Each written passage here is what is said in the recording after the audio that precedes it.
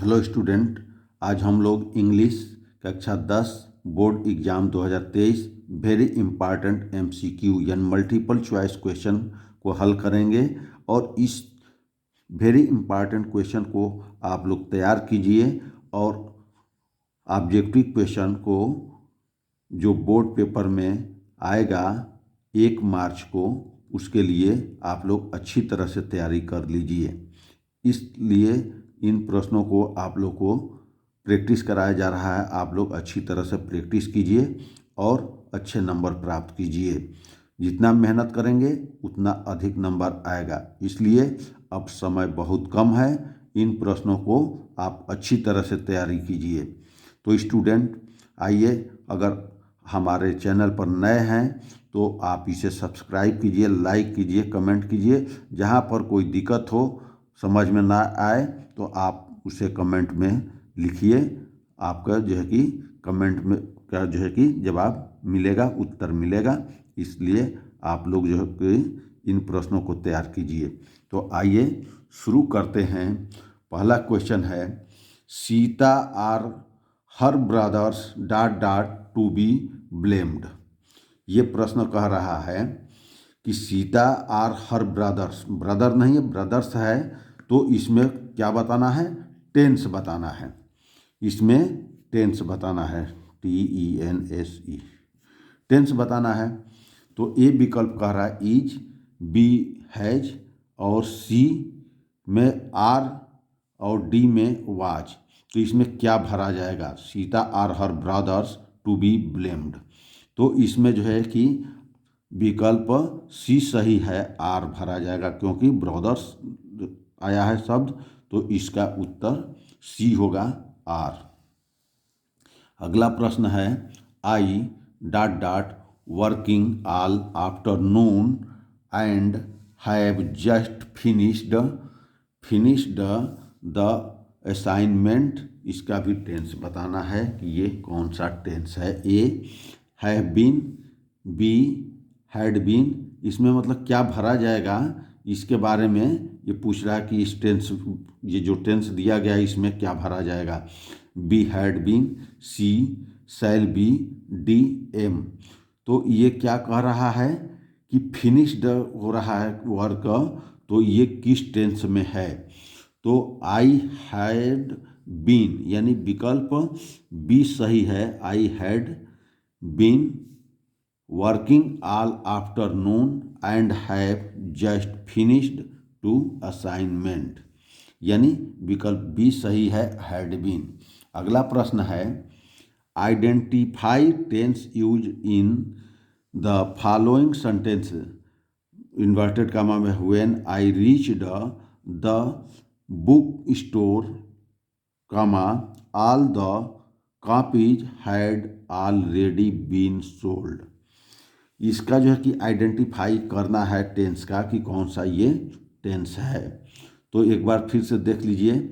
When I reached यानी जब मैं पहुंचा, द बुक स्टोर जब बुक स्टोर पहुंचा, all the copies had already been sold यानी सब क्या हो चुके थे, कॉपी सब बिक चुकी थी।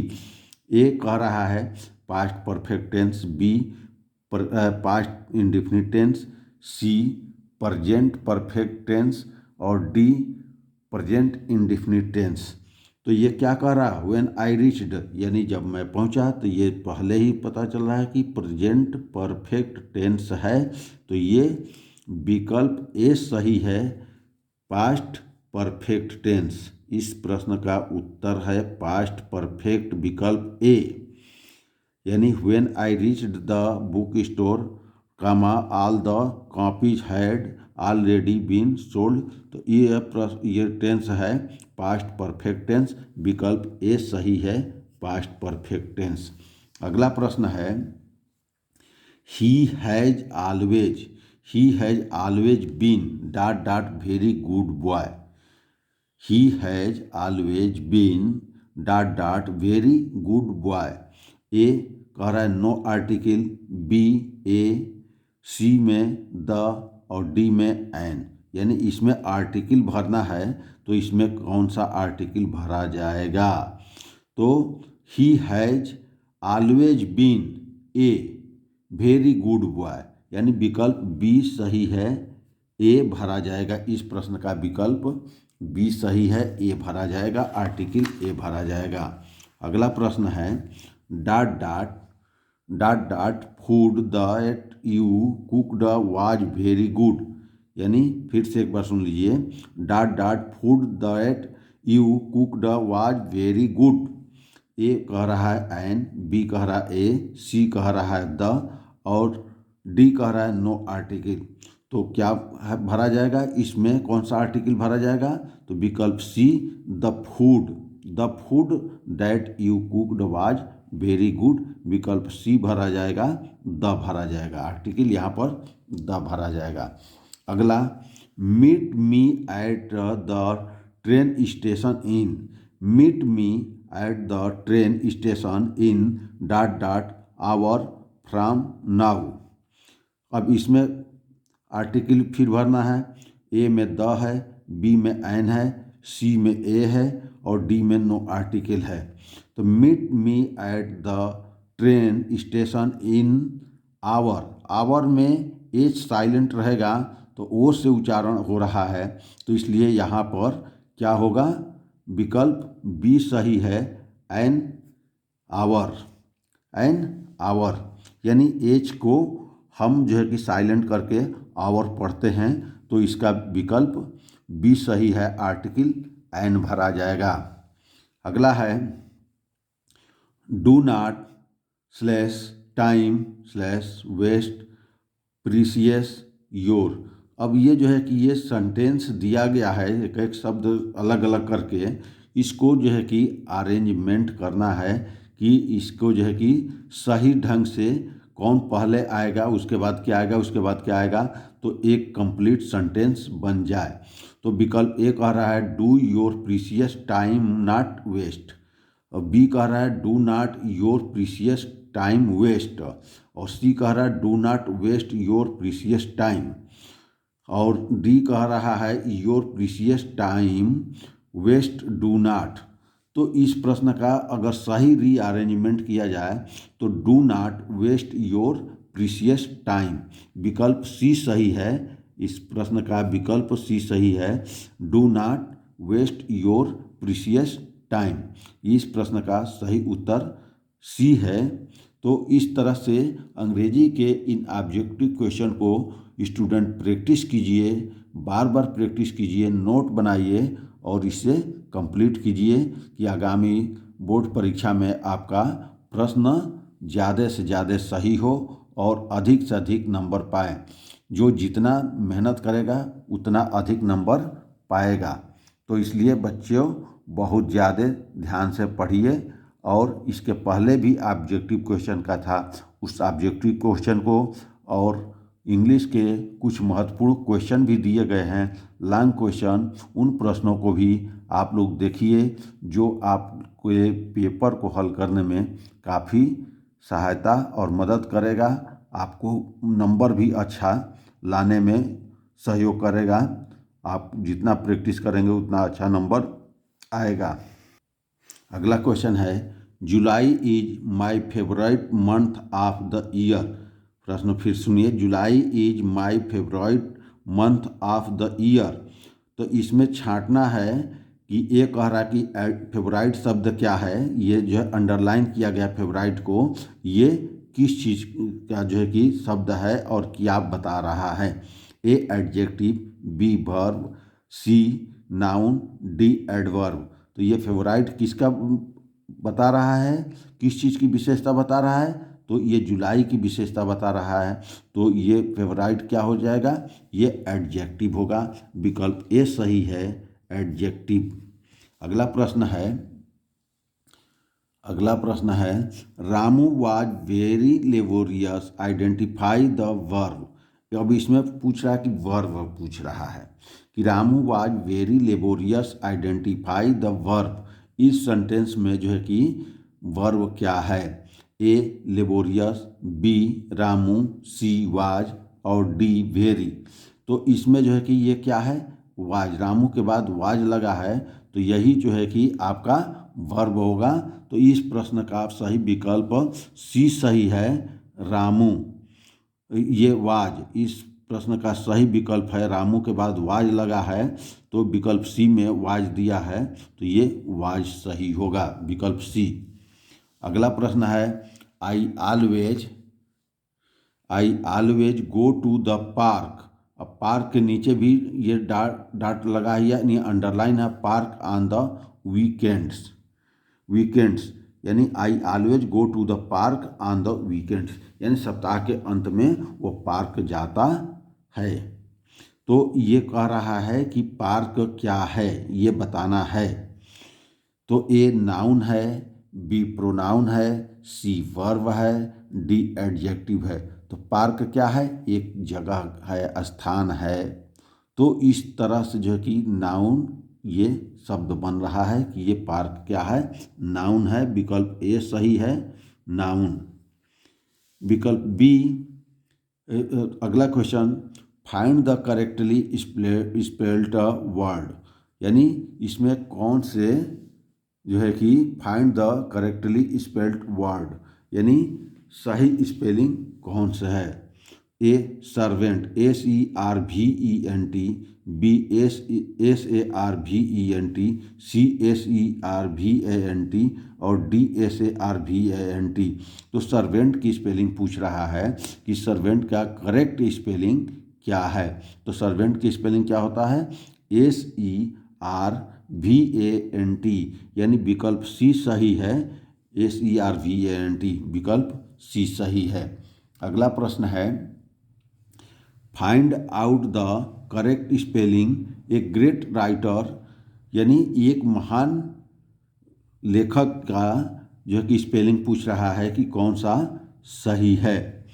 ये कह रहा है Shakespeare, SHAKESPEAR, Shakespeare. B SHAKESPEARE और सी कह रहा है SHAKSPIEAR, शेक्सपियर। और डी SHAKESPEIR। तो इस प्रश्न का सही स्पेलिंग क्या है? तो इसका सही स्पेलिंग क्या है? SHAKESPEARE, शेक्सपियर, यानी विकल्प बी सही है, विकल्प बी सही है। अगला प्रश्न है, ही is suffering. He is suffering जब एप्लीकेशन आप लोग लिखते हो तो सफरिंग फ्रॉम फीवर लिखते हो, सफरिंग फ्रॉम फीवर। तो इसका जो है कि क्या भरना है, इसमें क्या आएगा? तो A in, B at, C from, D with. तो he is suffering from fever होता है, विकल्प सी सही है, फ्रॉम आएगा। अगला प्रश्न है इन्वर्टेड कामा में, she lives in Mumbai for her studies. इस inverted comma 1, identify the verb. इसमें जो है कि क्या छांटना है? वर्ब छांटना है। तो ए कह रहा है स्टडीज, बी कह रहा है हर, सी कह रहा है लिव्स और डी कह रहा है मुंबई। तो सी के बाद लिव्स आया है, तो लिव्स क्या है? रहने का अंग्रेजी है, और ये लिव्स ही और मुंबई स्थान है, और स्टडी मतलब अध्ययन वो कर रहा है। तो वो कहाँ रह कर के अध्ययन कर रहा है? मुंबई में। तो इसका जो है कि आइडेंटिफाई वर्ब क्या हो जाएगा? विकल्प सी लिव्स। अगला प्रश्न है, the Ganga is a holy river, identify the adjective. इसमें एडजेक्टिव क्या है? A river, B A, C holy, D is. तो इसमें एडजेक्टिव क्या है? होली है। किसकी विशेषता बता रहा है? गंगा नदी की। तो इस प्रश्न का सही विकल्प सी है, होली। सी विकल्प सही है, होली। अगला है, प्रोज से अब शुरू हो जा रहा है। प्रोज से जो ऑब्जेक्टिव बनेंगे वो अब शुरू हो गया है। तो Lencho wished in the morning for. Lencho किस चीज़ का जो है कि सुबह सुबह जो है कि विश कर रहा है? A rain, B drizzle, C water, D heavy. यानी Lencho wished in the morning for A rain, B drizzle, C water, D heavy. तो वो किस चीज़ के जो है कि इच्छा कर रहा है? रेन की। विकल्प ए सही है, रेन की। अगला क्वेश्चन है, Annie gets a little depressed because. Annie gets a little depressed because. A विकल्प कह रहा है she can not talk at all. B कह रहा है she has no near and dear. और सी विकल्प कह रहा है she does not have a real friend. और डी कह रहा है she would not have a friend. तो एनी के पास कोई फ्रेंड नहीं था, वास्तव में कोई फ्रेंड नहीं था। तो इस प्रश्न का विकल्प सी सही है कि she does not have a real friend. Annie के पास कोई वास्तव में कोई मित्र नहीं था। इस प्रश्न का विकल्प सी सही है, विकल्प सी। अगला प्रश्न है, Annie's mother also had the habit of. Any की माता की क्या आदत थी? ए मेडिटेशन, बी बोरिंग, और सी थिंकिंग, और डी टॉकिंग मच।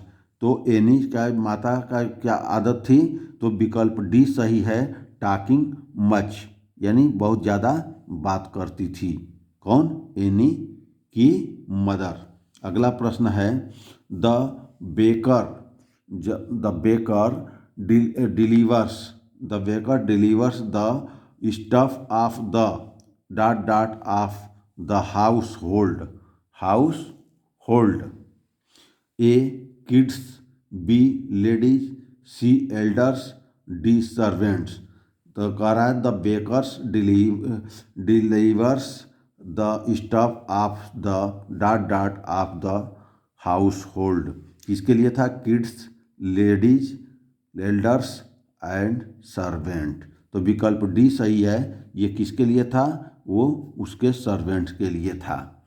अगला प्रश्न है, An elderly man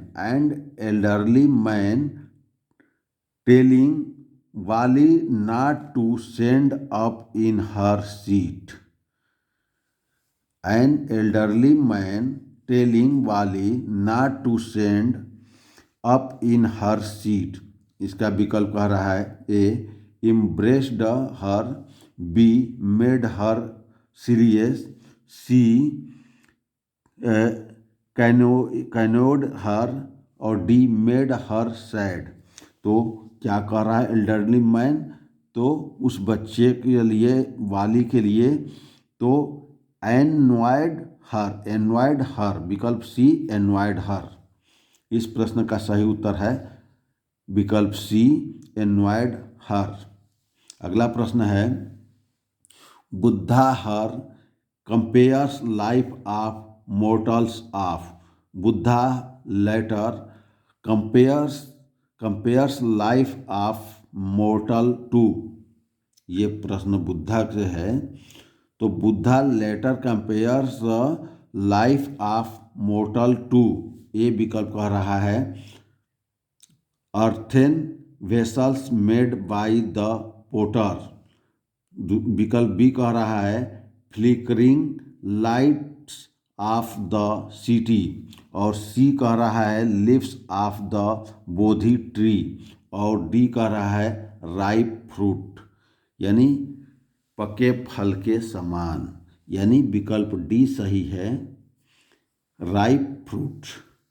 अगला प्रश्न है, Buddha was expose to the suffering of the world. Buddha was exposed to the suffering of the world. A since childhood, B at the age of 14, C at the age of 50, and D at the age of 25। तो बुद्धा जो है कि का विकल्प जो है कि exposed कब हुए थे? Suffering of the world. तो एट द एज ऑफ 25। विकल्प डी सही है, एट द एज ऑफ 25। अब अगला क्वेश्चन आ गया सप्लीमेंट्री से। मिसेज पंफ्री पंफ्री कैसी थी? तो A poor lady, B selfish lady, C rich lady, D gentle lady. D क्या है? Gentle lady. तो इस प्रश्न का सही उत्तर विकल्प सी है, रिच लेडी। पंफ्री कैसी लेडी थी? रिच लेडी थी। अगला प्रश्न कर रहा है this is a triumph of surgery, this is an example. This is a triumph of surgery, this is an example. अब इस प्रश्न का विकल्प देखिए।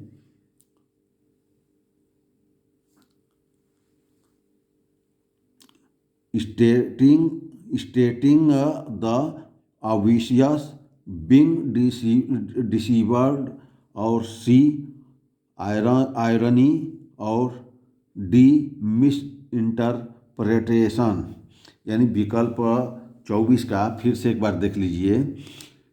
ए कह रहा है स्टेटिंग द ओबियस, बी कह रहा है बीइंग डिसाइव्ड, और सी आयरनी, और डी मिस इंटरप्रिटेशन। तो इस प्रश्न का सही विकल्प है सी आयरनी।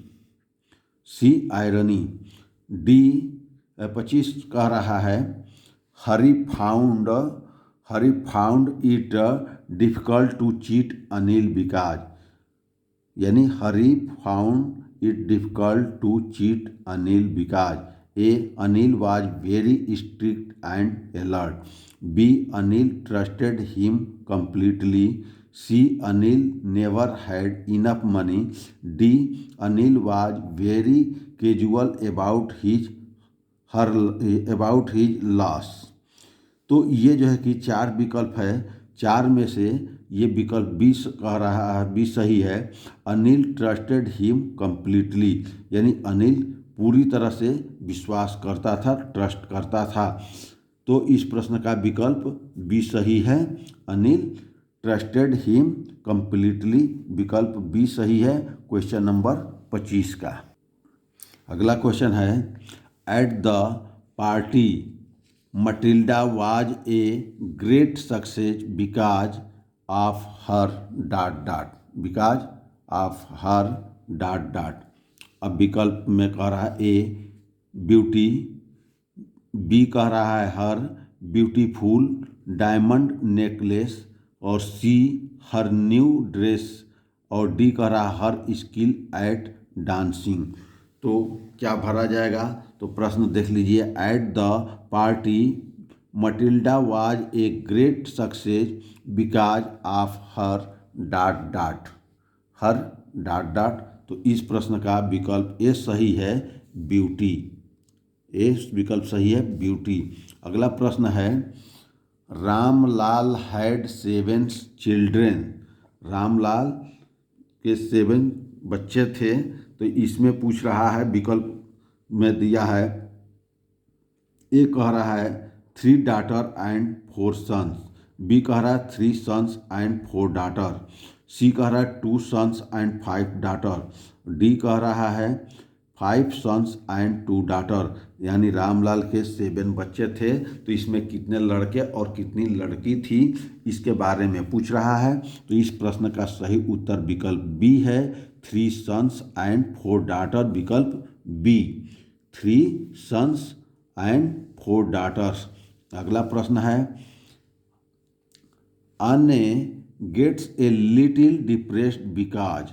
अन्य gets a little depressed because कह रहा है A she cannot talk at all, और बी कह रहा है she has no near and dear, और सी कह रहा है she does not have real friend, और D she would not have a friend. इस प्रश्न का सही उत्तर विकल्प सी है, she does not have real friend. She does not real friend. अगला प्रश्न कह रहा है Hari decided to go back to Anil's house as he realise ... Hari decided to go back to Anil's house as he realized एक विकल्प कह रहा है the seriousness of the offence. B कह रहा है what all he would be losing by not going back. और C कह रहा है that he could steal more money. और डी कह रहा है that he had no friend. तो इस प्रश्न का सही उत्तर विकल्प बी है what all he would be losing by not going back. विकल्प बी सही है। इस प्रश्न का विकल्प बी सही है।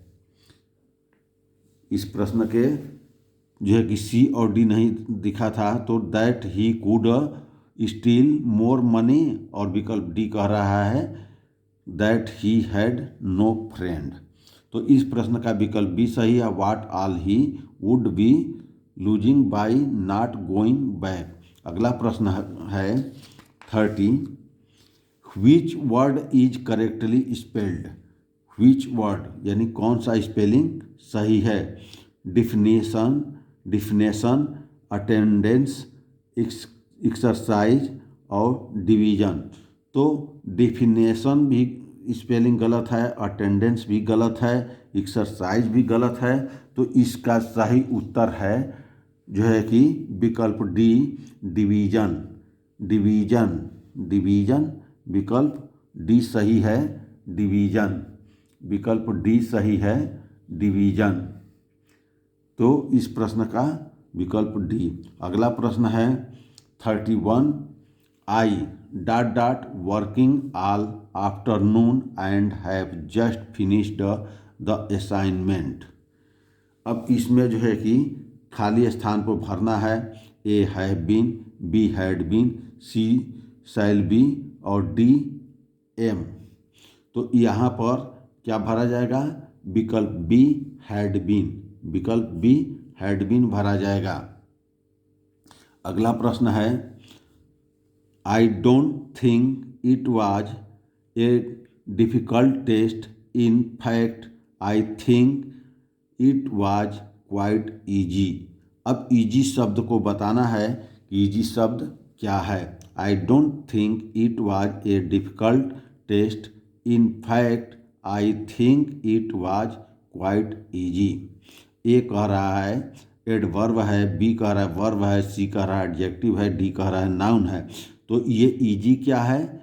ईजी एक एडजेक्टिव है। विकल्प सी adjective.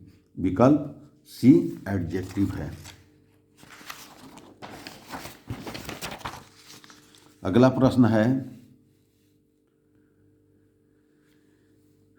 Travelling my and are mother fond of father. इसको क्या करना है। इस सेंटेंस को रीअरेंजमेंट करना है। तो ये कह रहा है कि माई मदर, ये विकल्प कह रहा है कि my mother and father are fond of travelling. विकल्प बी कह रहा है fond of travelling are my mother and father. और सी कह रहा है my mother and father travelling are fond of. और डी कह रहा है travelling are fond of my mother and father. इस सबको रीअरेंजमेंट करने पर कौन सा विकल्प सही है। तो विकल्प ए सही है my mother and father are fond of travelling. यानी विकल्प ए सही है। विकल्प ए सही है। तो इस तरह से इन 33 प्रश्नों को स्टूडेंट तैयारी कीजिए, रिवीजन कीजिए, नोट्स बनाइए, बार बार पढ़िए। और अगर हमारे चैनल पर नए हैं तो इसे सब्सक्राइब कीजिए, लाइक कीजिए, कमेंट कीजिए। आपको जहाँ पर समझ में नहीं आया होगा आप उसे कमेंट में लिख करके भेज सकते हैं, आपको सलूशन दिया जाएगा। तो हम उम्मीद करते हैं कि आपको जो है कि अच्छे मार्क्स दिलाने का प्रयास किया जा रहा है। आप मेहनत कीजिए, आपको अच्छा नंबर मिलेगा। और इंग्लिश के जितने भी जो है कि वीडियो अब तक दिए गए हैं उन सारे वीडियो को पढ़िए। आपके प्रश्न लगभग सब पूरे होते चले जाएंगे।